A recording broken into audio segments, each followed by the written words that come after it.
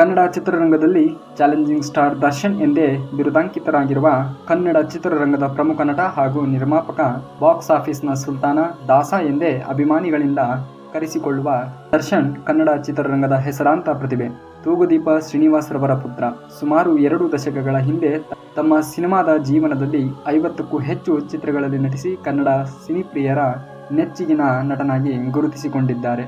ಇವರ ಬಾಲ್ಯ ಏನು, ಇವರು ಬೆಳೆದು ಬಂದ ಹಾದಿ ಯಾವ ರೀತಿಯಾಗಿತ್ತು ಅನ್ನೋದನ್ನು ಕುರಿತು ಸಂಪೂರ್ಣವಾಗಿ ಈ ಒಂದು ವಿಡಿಯೋದಲ್ಲಿ ತಿಳಿಸುವಂಥ ಪ್ರಯತ್ನವನ್ನು ಮಾಡ್ತೀನಿ. ಹಾಗೆ ನೀವೇನಾದರೂ ಚಾಲೆಂಜಿಂಗ್ ಸ್ಟಾರ್ ದರ್ಶನ್ ಅವರ ಅಭಿಮಾನಿಯಾಗಿದ್ದರೆ ವಿಡಿಯೋಗೊಂದು ಲೈಕ್ ಮಾಡಿ, ಹಾಗೆ ಚಾನಲ್ನ ಸಬ್ಸ್ಕ್ರೈಬ್ ಮಾಡ್ಕೊಳ್ಳಿ. ಬನ್ನಿ ಗೆಳೆಯರೆ, ದರ್ಶನ್ ಅವರ ಜೀವನವನ್ನು ಕುರಿತು ಒಂದಿಷ್ಟು ಸ್ವಾರಸ್ಯಕರವಾಗಿರ್ತಕ್ಕಂಥ ಸಂಗತಿಯನ್ನು ನಿಮ್ಮ ಮುಂದೆ ಹಂಚಿಕೊಳ್ಳುವಂಥ ಪ್ರಯತ್ನವನ್ನು ಮಾಡ್ತೀನಿ. ಇವರು 1977 ಫೆಬ್ರವರಿ 16ರಂದು ಶಿವರಾತ್ರಿಯ ದಿನದಂದು ಮಧ್ಯಾಹ್ನ ಪೊನ್ನಂಪೇಟೆಯ ರಾಮಕೃಷ್ಣ ಆಶ್ರಮದಲ್ಲಿ ತೂಗುದೀಪ ಶ್ರೀನಿವಾಸ್ ಹಾಗೂ ಮೀನಾ ದಂಪತಿಗಳಿಗೆ ಹಿರಿಯ ಪುತ್ರರಾಗಿ ಜನಿಸ್ತಾರೆ. ಇವರ ಜನ್ಮನಾಮ ಹೇಮಂತ್ ಕುಮಾರ್. ಬಾಲ್ಯದ ವಿದ್ಯಾಭ್ಯಾಸವನ್ನು ಮೈಸೂರಿನಲ್ಲಿ ಕೊನೆಗೊಳಿಸ್ತಾರೆ. ಇವರಿಗೆ ಓರ್ವ ಸಹೋದರಿ ಹಾಗೂ ಒಬ್ಬ ಸಹೋದರ ಕೂಡ ಇದ್ದಾರೆ. ಸಹೋದರಿಯ ಹೆಸರು ದಿವ್ಯಾ ಹಾಗೂ ಸಹೋದರನ ಹೆಸರು ದಿನಕರ್ ತೂಗುದೀಪ್. 2003ರಲ್ಲಿ ಧರ್ಮಸ್ಥಳದಲ್ಲಿ ಕೆಮಿಕಲ್ ಇಂಜಿನಿಯರಿಂಗ್ ವಿದ್ಯಾರ್ಥಿ ವಿಜಯಲಕ್ಷ್ಮಿಯವರನ್ನು ವಿವಾಹವಾಗ್ತಾರೆ. ಈ ದಂಪತಿಗಳಿಗೆ ವಿನೇಶ್ ಎಂಬ ಪುತ್ರನಿದ್ದಾನೆ. ಇವರು ಬೆಳೆದು ಬಂದ ಹಾದಿಯೇ ಒಂದು ರೀತಿಯ ರೋಮಾಂಚನಕಾರಿ.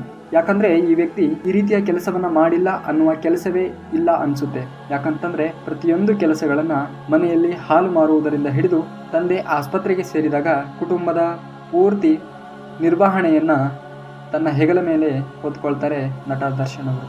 ಇನ್ನು ಇವರ ಕಷ್ಟದ ದಿನಗಳು, ಇವರು ಬೆಳೆದು ಬಂದ ಹಾದಿ ಯಾವ ರೀತಿಯಾಗಿತ್ತು ಅನ್ನೋದನ್ನು ನೋಡೋದಾದರೆ, ತಮ್ಮ ಕಲಾ ಜೀವನದ ಮೂಲಕ ಕುಟುಂಬವನ್ನು ಸೊಗಸಾಗಿ ಪೋಷಿಸುತ್ತಿದ್ದ ತೂಗುದೀಪ್ ಶ್ರೀನಿವಾಸ್ ರವರು ಕಿಡ್ನಿ ವೈಫಲ್ಯದಿಂದ ಹಾಸಿಗೆಯನ್ನು ಹಿಡಿತಾರೆ. ಮೀನಾರವರು ಪತಿಯ ಚಿಕಿತ್ಸೆಗಾಗಿ ಮನೆಯೊಂದನ್ನು ಹೊರತುಪಡಿಸಿ ತಮ್ಮ ಎಲ್ಲ ಹಣವನ್ನು ಪತಿಯ ಆರೋಗ್ಯಕ್ಕಾಗಿ ವೆಚ್ಚವನ್ನು ಮಾಡ್ತಾರೆ. ಕಡೆಗೆ ದಿನನಿತ್ಯದ ಊಟಕ್ಕೂ ಕಷ್ಟಪಡುವ ಪರಿಸ್ಥಿತಿ ಈ ಕುಟುಂಬದಲ್ಲಿ ನಿರ್ಮಾಣ ಆಗುತ್ತೆ. ಆ ಸಮಯದಲ್ಲಿ JSS ಆಸ್ಪತ್ರೆಯ ಆರ್ಥಿಕವಾಗಿ ಸಹಾಯ ಮಾಡಿತು. ಮೀನಾರವರೇ ಪತಿಗೆ ಕಿಡ್ನಿ ನೀಡಿದರು. JSS ಪಾಲಿಟೆಕ್ನಿಕಲ್ ಡಿಪ್ಲೊಮಾವನ್ನು ಓದುತ್ತಿದ್ದ ದರ್ಶನ್ ಅವರನ್ನು ಅರ್ಧಕ್ಕೆ ಬಿಟ್ಟು ಶಿವಮೊಗ್ಗ ಖ್ಯಾತದ ರಂಗತಂಡ ನೀನಾಸಂಗೆ ಸೇರಿ ಅಭಿನಯ ತರಗತಿಯನ್ನು ಪಡೆಯಲು ಪ್ರಾರಂಭಿಸುತ್ತಾರೆ. 1995ರಲ್ಲಿ ಇವರು ಶಿವಮೊಗ್ಗದಲ್ಲಿದ್ದಾಗ ತೂಗುದೀಪ್ರವರು ತಮ್ಮ 52ನೇ ವಯಸ್ಸಿನಲ್ಲಿ ಹೃದಯಾಘಾತದಿಂದ ನಿಧನ ಹೊಂದುತ್ತಾರೆ. ನಂತರ ಸಂಸಾರ ಸಾಗಾಣಿಕೆಗೆ ಮೀನರವರು ಕೆಲಕಾಲ ಊಟದ ಮೆಸ್ಗಳನ್ನು ನಡೆಸಿದರು. ದರ್ಶನ್ ಅವರು ಒಂದು ಹಸು ಸಾಕಿ ಆ ಹಸುವಿನ ಹಾಲನ್ನು ಮಾರುವಂತಹ ಕೆಲಸವನ್ನು ಮಾಡ್ತಾರೆ. ದರ್ಶನ್ ಅವರು ಚಿತ್ರರಂಗಕ್ಕೆ ಪಾದಾರ್ಪಣೆ ಮಾಡುವುದು ತಂದೆಯಾದಂತಹ ತೂಗುದೀಪ್ ಶ್ರೀನಿವಾಸ್ ರವರಿಗೆ ಸ್ವಲ್ಪವೂ ಇಷ್ಟವಿರಲಿಲ್ಲ. ಆದರೂ ಹಠ ಮಾಡಿ ತಾಯಿಯ ಪ್ರೋತ್ಸಾಹದಿಂದ ನೀನಾಸಂಗೆ ಸೇರಿಕೊಂಡ ನಟ ದರ್ಶನ್ ಅಲ್ಲಿ ಮಂಡ್ಯ ರಮೇಶ್, ಇದಕ್ಕೂ ಮೊದಲು ಮೈಸೂರಿನ ಜಗನ್ಮೋಹನ್ ಪ್ಯಾಲೇಸ್ನಲ್ಲಿ 4-5 ಸಾರಿ ಮಾಡಲಿಂಗ್ ಅನ್ನು ಮಾಡಿದರು. ನೀನಾಸಂ ನಂತರ ಅಭಿನಯದ ಅವಕಾಶವನ್ನು ಆರಿಸಿ ಬೆಂಗಳೂರಿಗೆ ಬರ್ತಾರೆ ನಟ ದರ್ಶನ್ ಅವರು. ಮೊದಲು ಬಹಳಷ್ಟು ನಿರಾಸೆಯಾಗುತ್ತೆ ನಟ ದರ್ಶನ್ ಅವರಿಗೆ. ಕೊನೆಗೆ ಲೈಟ್ ಬಾಯ್ ಆಗಿ ಸಿನಿಮಾ ಇಂಡಸ್ಟ್ರಿಗೆ ಪಾದಾರ್ಪಣೆಯನ್ನು ಮಾಡ್ತಾರೆ. ಹಲವು ಅಪಮಾನಗಳನ್ನು ಎದುರಿಸ್ತಾರೆ. ತದನಂತರದಲ್ಲಿ ಇವರಿಗೆ ಅಣಜಿ ನಾಗರಾಜ್ ಎನ್ನುವರು ಪರಿಚಯ ಆಗ್ತಾರೆ. ಅಣಜಿಯವರು ಖ್ಯಾತ ಸಿನಿಮಾಟೋಗ್ರಾಫರ್ DC ಗೌರಿಶಂಕರ್, ನಟಿ ರಕ್ಷಿತಾ ಪ್ರೇಮ್ ಅವರ ತಂದೆ. ದರ್ಶನ್ ಕೂಡ ಗೌರಿಶಂಕರ್ ಅವರ ಸಹಾಯಕರಾಗಿ ಅಸಿಸ್ಟೆಂಟ್ ಕ್ಯಾಮ್ರಾಮನ್ ಆಗಿ ಕೆಲಸವನ್ನು ಮಾಡ್ತಾರೆ. ಈ ರೀತಿಯ ಸಂದರ್ಭದಲ್ಲಿದ್ದಾಗ 1997ರಲ್ಲಿ S. ನಾರಾಯಣ್ ರವರು ತಮ್ಮ ಮಹಾಭಾರತ ಸಿನಿಮಾದಲ್ಲಿ ಅವಕಾಶವನ್ನು ಕೊಟ್ಟರು. ನಂತರ ಡಿಟೆಕ್ಟಿವ್ ಚಂದ್ರಕಾಂತ್ ಎಂಬ ಸೀರಿಯಲ್ನಲ್ಲಿ ನಟಿಸಿದರು.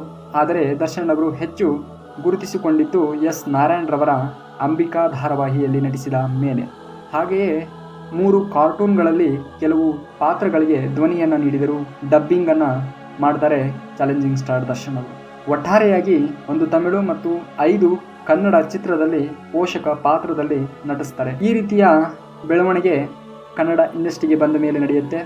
ತದನಂತರದಲ್ಲಿ 2002ರಲ್ಲಿ PN ಸತ್ಯ ನಿರ್ದೇಶನದ ಮೆಜೆಸ್ಟಿಕ್ ಚಿತ್ರದ ಮೂಲಕ ಚಾಲೆಂಜಿಂಗ್ ಸ್ಟಾರ್ ದರ್ಶನ್ ಅವರಿಗೆ ನಾಯಕನಾಗಿ ನಟಿಸುವ ಸೌಭಾಗ್ಯ ಒದಗಿಬರುತ್ತೆ. ಈ ಚಿತ್ರ ಅದ್ಭುತವಾದ ಪ್ರತಿಕ್ರಿಯೆ ಪಡೆದು ಕರ್ನಾಟಕದ ಹಲವು ಸಿನಿಮಾ ಮಂದಿರಗಳಲ್ಲಿ ಶತದಿನೋತ್ಸವವನ್ನು ಆಚರಣೆ ಮಾಡುತ್ತೆ.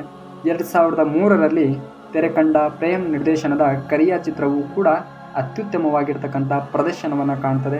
ಕರ್ನಾಟಕದಲ್ಲಿ ಸುಮಾರು 800 ದಿನಗಳಿಗೂ ಹೆಚ್ಚು ದಿನ ಪ್ರದರ್ಶನವನ್ನು ಕಾಣುತ್ತದೆ. ಇದು ಕನ್ನಡ ಇಂಡಸ್ಟ್ರಿಯಲ್ಲಿ ಒಂದು ರೀತಿಯ ದಾಖಲೆಯನ್ನು ನಿರ್ಮಾಣ ಮಾಡ್ತದೆ. ನಂತರ ಬಂದ ಕೆಲವು ಚಿತ್ರಗಳು ಯಶಸ್ವಿ ಆಗಲಿಲ್ಲ. ಆ ಸಮಯದಲ್ಲಿ ತೆರೆಗೆ ಬಂದ ಕಲಾಸಿಪಾಳ್ಯ 250ಕ್ಕೂ ಹೆಚ್ಚು ದಿನಗಳು ಪ್ರದರ್ಶನವನ್ನು ಕಂಡಿತು.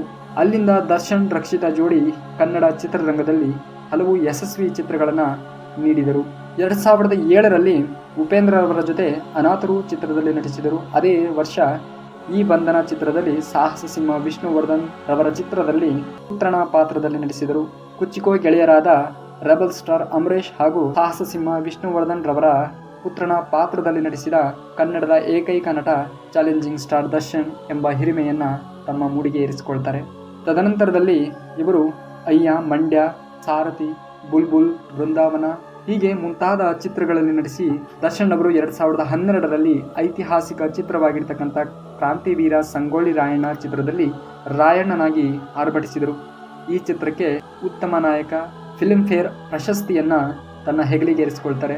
ಕರ್ನಾಟಕ ರಾಜ್ಯ ಪ್ರಶಸ್ತಿ ಪಡೆದರು. ದರ್ಶನ್ ಅವರ 50ನೇ ಚಿತ್ರ ಕುರುಕ್ಷೇತ್ರದಲ್ಲಿ ದುರ್ಯೋಧನನ ಪಾತ್ರದಲ್ಲಿ ಮಿಂಚಿದ್ದಾರೆ. ಇನ್ನು 2006ರಲ್ಲಿ ಸಹೋದರ ದಿನಕರ್ ಜೊತೆ ಸೇರಿ ತೂಗುದಿ ಪ್ರೊಡಕ್ಷನ್ ಆರಂಭಿಸಿ ಜೊತೆಯಲ್ಲಿ ಸಿನಿಮಾವನ್ನ ಆರಂಭಿಸ್ತಾರೆ. ದಿನಕರ ತೂಗುದೀಪ ಮುನ್ನಡೆಸುವ ಈ ಸಂಸ್ಥೆ ಬುಲ್ಬುಲ್, ನವಗ್ರಹ, ಮದುವೆಯ, ಮಮತೆಯ, ಕರೆವೋಲೆ ಚಿತ್ರಗಳನ್ನು ನಿರ್ಮಿಸಿದೆ. ದರ್ಶನ್ ಅವರು ಬಾಲ್ಯದಿಂದಲೂ ಪ್ರಾಣಿಗಳಂತಂದ್ರೆ ಅಷ್ಟೇ ಪ್ರೀತಿಯನ್ನು ಕಾಣ್ತಾರೆ. ಕೆಲವು ಬಾರಿ ಅಮ್ಮನ ದುಡ್ಡು ಕದ್ದು ಪಾರಿವಾಳ ಮತ್ತು ಮೀನುಗಳನ್ನು ಸಾಕಲು ಮನೆಗೆ ತರುತ್ತಿದ್ದರು. ಹಾಗೆಯೇ ಬೀದಿ ನಾಯಿಗಳನ್ನು ತಂದು ಅವುಗಳಿಗೆ ಮಲಗಲು ರಟ್ಟಿನ ಮನೆ ಮಾಡಿ ಮಲಗಿಸುತ್ತಿದ್ದರು. ಒಮ್ಮೆ 2ನೇ ತರಗತಿಯಲ್ಲಿದ್ದಾಗ ಕುದುರೆ ನೋಡಿ ಅದನ್ನು ಹಿಡಿದು ತಂದು ಸಾಕಬೇಕೆಂದು ಶಾಲೆಗೆ ಚಕ್ಕರ್ ಹಾಕಿ ಹೋಗಿದ್ದರು. ಇನ್ನು ರಜಾ ದಿನಗಳಲ್ಲಿ ಮೈಸೂರಿನ ಮೃಗಾಲಯಕ್ಕೆ ಹೋಗುತ್ತಿದ್ದ ದರ್ಶನ್ ಅವರಿಗೆ ಅಲ್ಲಿನ ನಿರ್ವಾಹಕ ಪುಂಡಲಿಕರು ಒಂದು ಹುಲಿಯನ್ನ ನೋಡಿಕೊಳ್ಳಲು ಕೊಡುತ್ತಿದ್ದರು.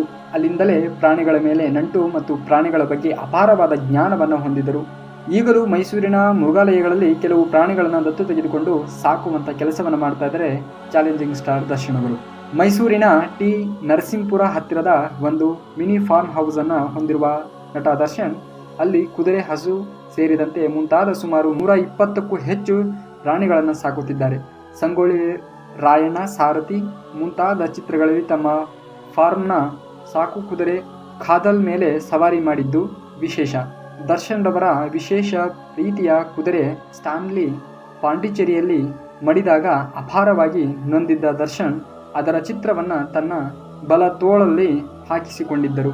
2018ರಲ್ಲಿ ಕರ್ನಾಟಕ ಸರ್ಕಾರದ ಅರಣ್ಯ ಇಲಾಖೆಯ ರಾಯಭಾರಿಯಾಗಿ ನೇಮಕಗೊಂಡಿದ್ದಾರೆ. ಸೊ ಇದಾಗಿತ್ತು ಚಾಲೆಂಜಿಂಗ್ ಸ್ಟಾರ್ ದರ್ಶನ್ ಅವರ ಜೀವನದ ಒಂದಿಷ್ಟು ಸ್ವಾರಸ್ಯಕರೆಯಾಗಿರ್ತಕ್ಕಂಥ ಸಂಗತಿ. Thank you so much. ವಿಡಿಯೋನ ಪೂರ್ತಿಯಾಗಿ ನೋಡಿದ್ದಕ್ಕಾಗಿ ಲವ್ ಯು ಗೈಸ್. ಮತ್ತೆ ಭೇಟಿ ಆಗ್ತಿರೋಣ.